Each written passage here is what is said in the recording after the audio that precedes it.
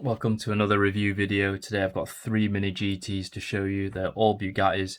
I've got the Chiron Super Sport, the Chiron Pure Sport, and the Centodieci right here. So we'll have a breakdown, a close look at all 3 of these and the packaging as well.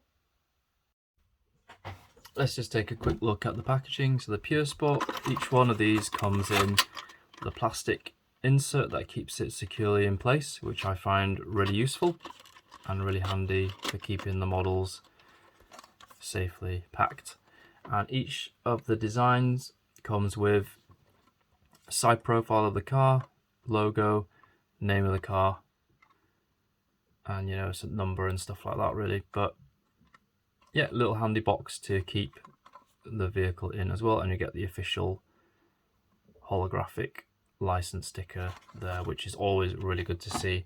So this is the Super Sport with a world record for 300 miles an hour, and the Centodieci right here, looking great. So they also make versions with left-hand drive and right-hand drive, so you can choose which ones. I find that the left-hand drive ones usually sell out quicker, or they're a bit more expensive than the right-hand drive ones, but I don't mind either, it doesn't bother me. So let's take a look at these cars in detail. Let's have a look at the Super Sport first. So we're looking close up, we can see, look at these fine carbon texture lines all over. Really paid attention to details here, and look at that, even hit the headlights, these 4 square lights here, absolutely brilliant. I have a majorette model and it's just got the plastic headlights, but nothing like this. Let's do a quick look. There we go, and you can see all of that texture all over. I think there's a slight mark on the Bugatti on mine, but it's very small. I didn't even notice it until the close zoom up. So we're going to look from the front. Look at that detail, absolutely brilliant. Windscreen wipers, left-hand drive here. Can't quite see in.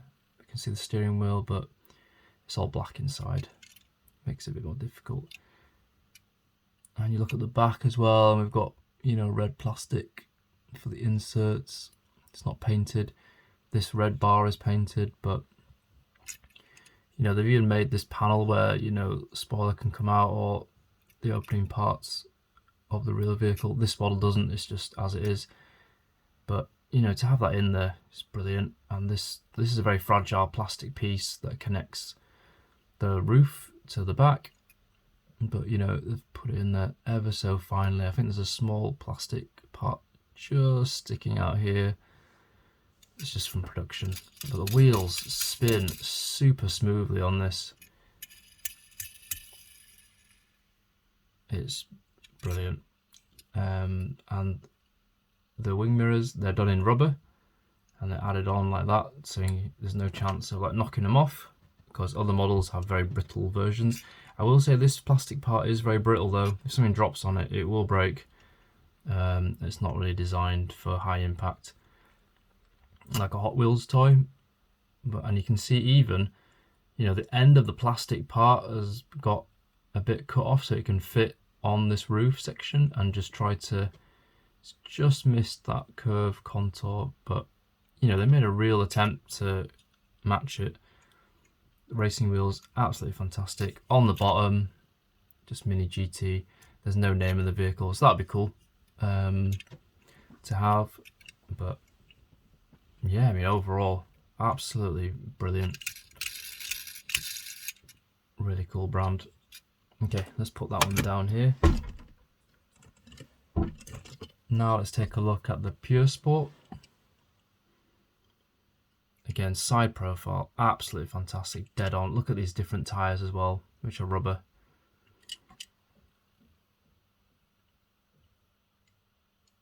You even got EB, the Bugatti logo, right in the centre.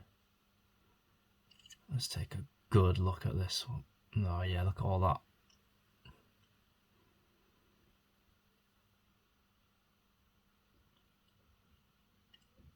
similar to the one. We've got the 4 headlights within. Massive spoiler here, out of plastic. Again, it's, you know, it's more like a model than a toy, and this part here that joins the roof.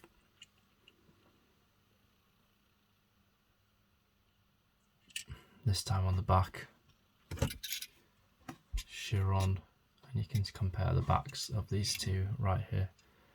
So even though, you know, they've really nailed the differences between the two very, very well.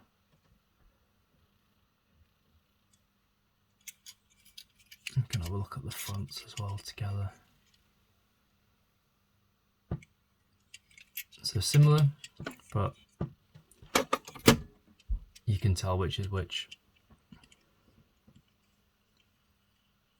Some of the plastics do feel, because it is like a model, not like a toy, some of the plastics do feel quite fragile. So you still got to be careful handling it, but, you know, as a model, compared to, you know, a do-it-yourself plastic model, it's pretty sturdy. Even that roof pattern has got that carbon fibre detailing, and you can see here, look at that. You got all the grille pattern there. That is fantastic. And lastly, last but not least, I mean, the front of that for me was like, wow, this is just so futuristic looking. And even got the white headlights right here as well. There's a slight black part on the Bugatti logo on the front. I think it should be red all around. Some of the paint you can see zooming in quite a lot. It's not quite hit the mark, but overall it has. And again, rubber wing mirrors. Windscreen is slightly rattly on this model. Ah, look at that, look. QC issue. Let's just zoom in. What's that? So you can see there's some kind of dent there. The paint hasn't quite... The paint's chipped off. I don't think the metal underneath is broken or anything like that. I think it's just the paint, sadly, that's just... Yeah, sadly just come off.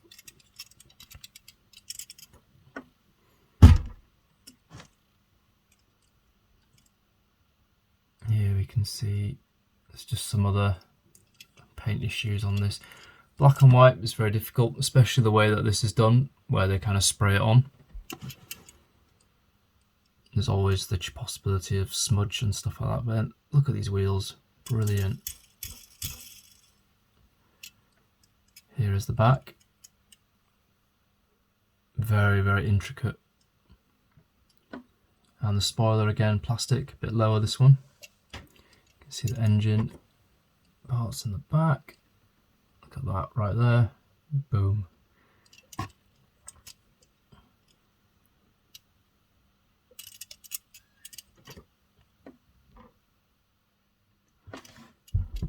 So there we go. That is a look at all of the Bugatti vehicles that I've got from MiniGT so far. I do have some other vehicles they've made, like Porsche and the Mazda, which I'll review in the future. But yeah, really impressed with these Bugattis. Real shame about the QC issues on this model. This is just loose and a bit rattly, and that paint chip. I've watched some interviews with Glenn, who is the director, and you know, he says that they do throw away quite a lot of models that don't meet QC, which is a shame, because you know, the effort that's gone into the design of these is you know, really professional, and it's a shame that models get thrown away.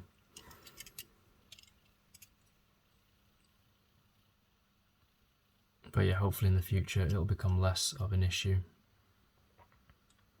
It's all about getting the right factory people to make your stuff. Great, let's give these a spin. Let me know if you have a favourite MiniGT model or maybe a future release that you're looking forward to. I'm looking forward to the Lamborghini Cyan and the Bugatti Devo presentation versions. Hopefully I'll get a couple of those and I can make a review video about them. So here are the 3 Bugattis I have for now. They're looking brilliant. Let's see if I can get this going a bit faster. Hey, there we go. See, it's not a surprise that, you know, it's like one of the fastest growing diecast brands at 1/64 scale. I mean, the level of detail combined with the price point, you know, you're not really going to get better overall standards than this unless you pay a lot more. And even those, they'll be like different. Like, for example, I like the fact that these are all rubber, you know, because there's less chance of breakage. And, you know, if you break something, it's like, why did I pay this? But on more expensive models, like say £25, £30, brands like Master, for example, you know, really hard plastic wing mirrors that just come off, and then it's like, well, you know, you paid all that money and it's for something really fragile. I'm not a fan of handling things like, you know, like hot eggs. I don't really like it. So I like things that are sturdy, durable. When it comes to diecast cars, rolling wheels, good level of detail.